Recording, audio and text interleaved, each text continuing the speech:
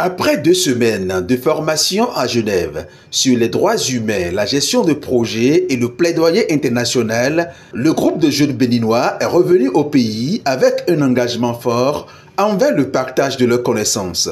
Ceci à travers un atelier de restitution organisé par le Centre de formation en mécanisme de protection des droits humains. Le Centre de formation en mécanisme de protection des droits humains a senti l'obligation quand même de les réunir parce que le Centre a également ses membres qui ont participé et que le Centre également est constitué rien que des alumni du programme CODAB ou du CIVDA basé à Ouaga également. Pour davantage inviter les jeunes béninois à comprendre qu'il y a des opportunités hors de nos pays que chacun de nous peut saisir pour davantage façonner son expertise et aussi se créer sa carrière sur la scène internationale. Nous avons voulu partager les notions apprises au cours de cette formation qui a eu lieu à Genève avec d'autres jeunes béninois qui n'ont pas eu l'occasion de participer à cette formation. L'objectif est de permettre aux jeunes béninois de connaître cette formation-là et de postuler également à cette formation-là les années à venir. Ce travail que nous faisons là, c'est un travail d'engagement en faveur des droits humains.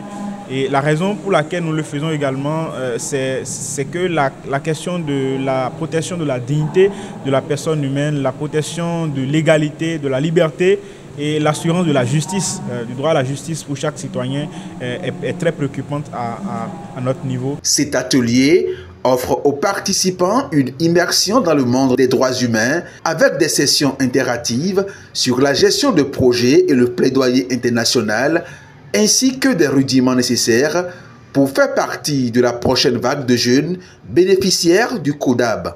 Les conditions d'accessibilité ou de participation à cette formation à Genève ne sont pas aussi difficiles. Il s'agit tout simplement de s'assurer que l'on est jeune, âgé de 18 ans et de 30 ans au plus. C'est vrai qu'il y a des cas exceptionnels pour ceux qui sont âgés de 30 ans qui peuvent également y participer, mais c'est de façon exceptionnelle.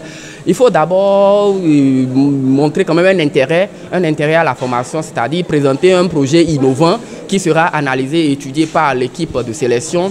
Il faut aussi pouvoir obtenir une recommandation d'une organisation. Cela implique que l'on puisse quand même être membre d'une organisation de défense des droits humains, peu importe le secteur dans les droits humains. Donc il faut quand même avoir ces backgrounds-là. J'ai vu l'affiche sur les réseaux sociaux et j'ai été curieuse de venir voir ce qui se passe et ensuite pouvoir postuler l'année prochaine.